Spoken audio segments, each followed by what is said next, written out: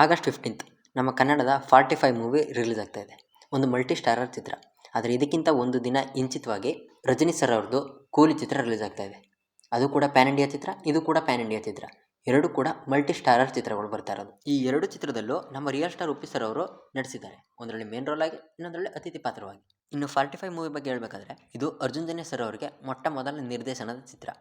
So ಅದ್ರ ಬಗ್ಗೆ ಒಂದು ಹೈ ಎಕ್ಸ್ಪೆಕ್ಟೇಷನ್ ಮೊದಲೇ ಇತ್ತು. ಅದಾದಮೇಲೆ ಆ ಎಕ್ಸ್ಪೆಕ್ಟೇಷನ್ ಜಾಸ್ತಿ ಆಗಿದ್ದು ಅವ್ರು ಬಿಟ್ಟಿರ್ತಕ್ಕಂಥ ಒಂದು ಟೀಸರ್ ನೋಡಿ. ಯಾವ ಮಟ್ಟದಲ್ಲಿ ಚಿತ್ರ ಬರ್ತಾ ಇದೆ, ಯಾವ ಕಾನ್ಸೆಪ್ಟ್ ಮೇಲೆ ಬರ್ತಾ ಇದೆ ಅನ್ನೋದು ಆ ಟೀಸರ್ನ ನೋಡಿ ಗೊತ್ತಾಗಿರುತ್ತೆ ಎಲ್ಲರಿಗೂ. ಒಂದು ಹೊಸ ಕಲ್ಪನೆ, ಹೊಸ ಪ್ರಯತ್ನ ಅಂತಲೇ ಹೇಳ್ಬೋದು. ಇನ್ನು ಕೂಲಿ ಮೂವಿ ಬಗ್ಗೆ ಹೇಳಬೇಕು ಅಂದರೆ ಇದು ಲೋಕೇಶ್ ಕನಗರಾಜ್ ಸರ್ ಅವರು ಡೈರೆಕ್ಷನ್ ಮಾಡ್ತಾ ಇರ್ತಕ್ಕಂಥ ಚಿತ್ರ.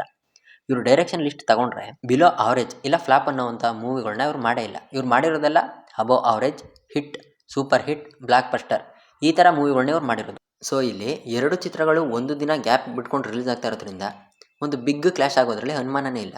ಈ ಕ್ಲಾಶಿಂದ ಏನು ಎಫೆಕ್ಟ್ ಆಗುತ್ತೆ ಅಂದರೆ ಥಿಯೇಟ್ರ್ ನಂಬರ್ಸ್ ಎರಡು ಚಿತ್ರಗಳಿಗೆ ಈಕ್ವಲಾಗಿ ಸಿಗೋದಿಲ್ಲ. ಇಲ್ಲಿ ನಾನು ಕೇಳೋದೇನು ಅಂದರೆ ನಮ್ಮ ಜಾಗದಲ್ಲಿ ನಮ್ಮ ಕನ್ನಡ ಚಿತ್ರರಂಗಕ್ಕೆ ಆದಷ್ಟು ಥಿಯೇಟರ್ಸ್ ನಂಬರ್ಸ್ ಜಾಸ್ತಿ ಕೊಡಿ. ಅದರಲ್ಲೂ ಕೆಲವೊಂದನ್ನು ಹೇಳೋದಕ್ಕೆ ಬೇಜಾರಾಗುತ್ತೆ. ಅದು ಡೈರೆಕ್ಟ್ ಸ್ಟೇಟ್ಮೆಂಟ್ ಕೊಡೋದು ಏನಂತ, ಮೊದಲು ಬೇರೆ ಲ್ಯಾಂಗ್ವೇಜ್ ಸಿನಿಮಾನ ಹಾಕಿರ್ತೀವಿ, ಅದು ಚೆನ್ನಾಗಿ ಆಗಿಲ್ಲ ಅಂದರೆ ಆಮೇಲೆ ಕನ್ನಡ ಚಿತ್ರನ ಹಾಕ್ತೀವಿ ಅಂತ. ಅಂದರೆ ನಮ್ಮ ಜಾಗದಲ್ಲೇ ನಮ್ಮ ಸಿನಿಮಾ ಒಂದು ಆಪ್ಷನ್ ಅಷ್ಟೇ. ಇದೇ ಮಾತನ್ನ ಬೇರೆ ಲ್ಯಾಂಗ್ವೇಜ್ ಅವ್ರಿಗೆ ಹೇಳಿ, ಮೊದಲು ನಮ್ಮ ಕನ್ನಡ ಸಿನಿಮಾ ಹಾಕಿರ್ತೀವಿ, ಅದು ಚೆನ್ನಾಗಿಲ್ಲ ಅಂದರೆ ಬೇಕಾದ್ರೆ ನಿಮ್ಮ ಸಿನಿಮಾ ಹಾಕ್ತೀವಿ ಅಂತ. ಅಲ್ಲ, ನಮ್ಮ ಜನಗಳ್ಗೇ ನಮ್ಮ ಚಿತ್ರ ಚೆನ್ನಾಗುತ್ತೆ ಅಂತ 1% ಕೂಡ ನಂಬಿಕೆ ಇಲ್ಲ ಅಂದರೆ ಏನು ಹೇಳೋದು? ಹೊಸ ಪ್ರಯತ್ನ ನಡೀತಾ ಇರ್ತವೆ. ಇದೇ ಚಿತ್ರ ಅಂತಲ್ಲ, ಇದಕ್ಕೆ ಮುಂಚೆ ರಿಲೀಸ್ ಆಗಿರ್ತಕ್ಕಂಥ ಚಿತ್ರಗಳಲ್ಲೂ ಇದು ತುಂಬ ಸಲ ರಿಪೀಟ್ ಆಗಿದೆ. ನಾನಿರೋ ಪ್ಲೇಸಿಂದ 20 ಕಿಲೋಮೀಟರ್ ರೇಡಿಯೇಷನಲ್ಲಿ ಟೋಟಲ್ 4 ಥಿಯೇಟರ್ಸ್ ಇದೆ. ಈ 4 ಥಿಯೇಟರ್ಸ್ನಲ್ಲಿ ಕೂಡ ವೀರಚಂದ್ರಹಾಸ ಫಿಲಮ್ ರಿಲೀಸ್ ಆಗೇ ಇಲ್ಲ. ಏನಂತ ಹೇಳೋದು ಇದಕ್ಕೆ?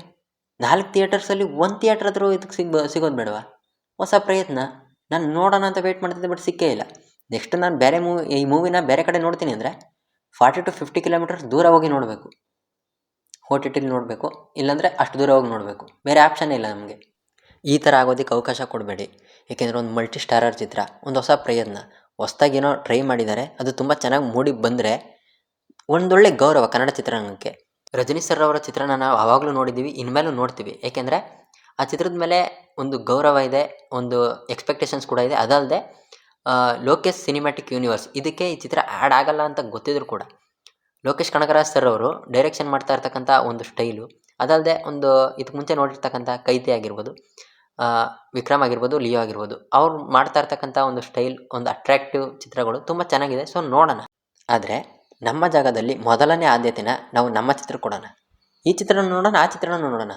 ಆದರೆ ಫಸ್ಟ್ ಪ್ರಿಫರೆನ್ಸ್ ಆಗಿರ್ಬೋದು, ಸ್ವಲ್ಪ ಥಿಯೇಟರ್ಸ್ ಆಗಿರ್ಬೋದು, ಸ್ವಲ್ಪ ಜಾಸ್ತಿ ಸಂಖ್ಯೆಯಲ್ಲಿ ನಮ್ಮ ಕನ್ನಡ ಚಿತ್ರರಂಗಕ್ಕೆ ಕೊಟ್ಟರೆ, ಕನ್ನಡ ಚಿತ್ರಕ್ಕೆ ಕೊಟ್ಟರೆ ತುಂಬ ಯೂಸ್ ಆಗುತ್ತೆ, ತುಂಬ ಡೆವಲಪ್ಮೆಂಟ್ ಆಗುತ್ತೆ. ಇದರಿಂದ ಸ್ವಲ್ಪ ಚೇಂಜಸ್ ಮಾಡ್ಕೊಳ್ಳೋದೆ ಒಂದು ದೊಡ್ಡ ಅಚೀವ್ಗೆ ಕಾರಣ ಆಗ್ಬೋದು.